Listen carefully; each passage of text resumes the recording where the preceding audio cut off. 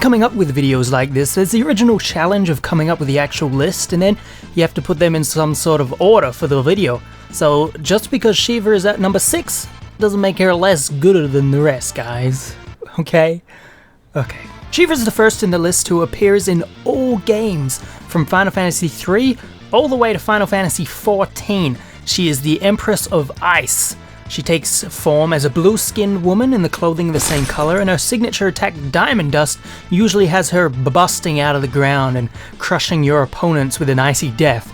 Certainly if they're... I feel like I should mention I also had very fond memories of SHIVA as a kid, if you know what I'm saying. This is all I had when I was a kid. It's a very lonely childhood. Shut up! Stop laughing at me!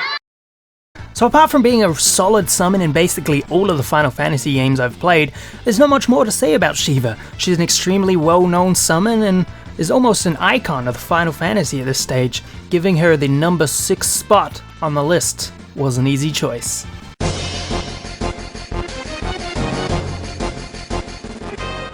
I guess I already kind of spoiled this one in the previous one, but this is the second of the summons who have appeared in games 3 through 14. Ifrit is another icon of the Final Fantasy series. Again, I have very fond memories of using its Hellfire over and over as a kid, probably for different reasons than SHIVA, of course.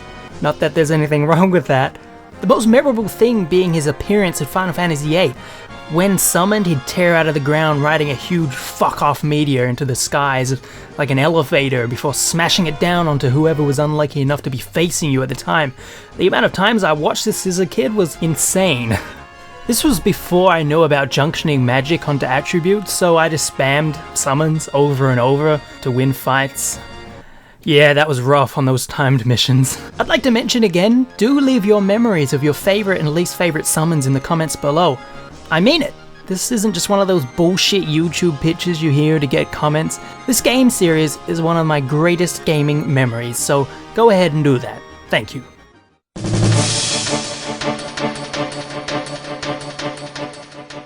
The Ultimate End. This isn't exclusive to Final Fantasy VII. Well, technically, Indie Mouse, they also appeared in the official novel version of Final Fantasy X-0. Alright. I got it. Okay, that's great. This could probably top the list, to be honest, but it was really brought down by the 10th time you had to watch the minute-and-a-half summon. Don't get me wrong though, this summon is absolutely incredible. All of the breeding bullshit you put into getting your golden chocobo to be able to access the hidden round island to obtain this summon, it all paid off when you finally got to use it in battle. You're traded with 13 knights coming down and obliterating your enemies, each one with a different appearance, weapon, and attack.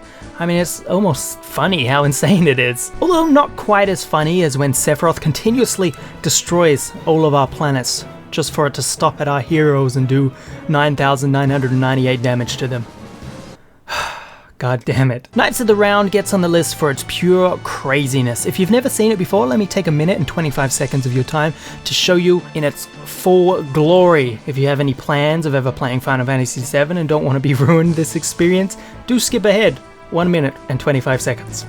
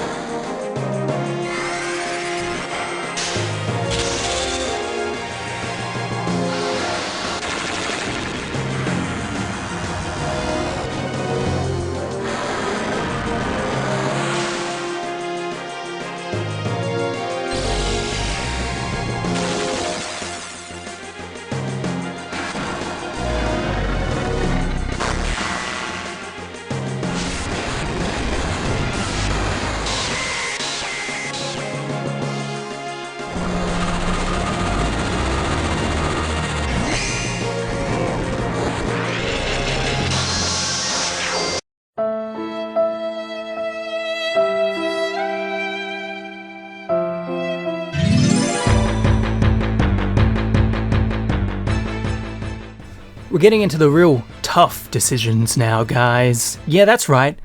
I think choosing made-up characters from video games for a list to post online is a tough decision. Look, I've had a pretty smooth life so far, okay?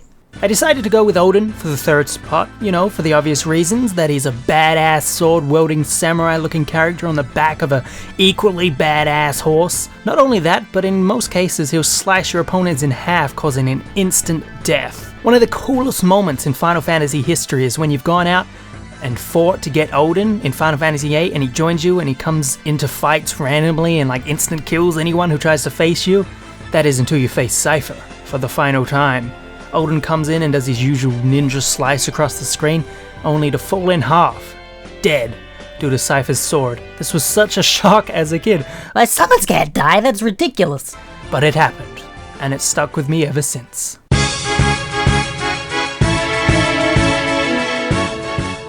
Motherfucking DOOMTRAIN! Honestly, that's all I've really got for this one. I don't think I need to justify putting DOOMTRAIN in second place, right? A runaway ghost train.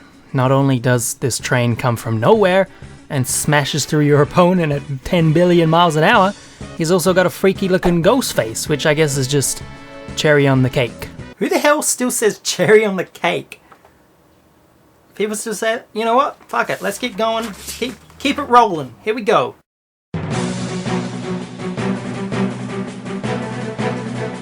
Alright, here it is. I'm sure many of you will agree and many of you will disagree, but I think Bahamut is Final Fantasy's top summon. Not only is he one of the most prominent summons in the Final Fantasy series, he even had his own game called Bahamut Lagoon. He also appeared in Super Mario RPG Legend of the Seven Stars with the name Bahamut. Yeah, there's a double T there at the end, but it's hard to say it differently. His attack is called Mega Flare. Keep in mind his attack has other variations corresponding to different games. It deals non-elemental magic damage which ignores defense and evasion. The first time I heard of or saw Bahamut was in Final Fantasy VII. He has several different forms or even species in this, known as the Bahamut, Neo Bahamut, and Bahamut Zero, all with different visuals and fight styles. It was so cool to me when I was younger to have the same summon in different forms found throughout the game. That, and I guess I'm just a sucker for sweet-looking dragons. Of course, next time I saw him was Final Fantasy VIII, but he was also in the Final Fantasy VII movie, Advent Children. He had an awesome fight where they're introducing all the characters around the middle of the movie, and that one was known as Bahamut Sin. Keep up, people. Now, of course, I'd love to go through all of his appearances and all the games he's in, but we have to think about some time restrictions here. But those were the two most memorable moments for me. And that's it! My top 6 favorite Final Fantasy summons of all time. Now, remember, there's so many different summons from so many different games, so leave your favorites down below. Thank you for watching. Remember, if you enjoy this content, subscribe, leave a like, do all that usual crap that you want to do. Also, check out my Patreon page if you want to support what I'm doing here. And I'll see you guys soon with some more videos.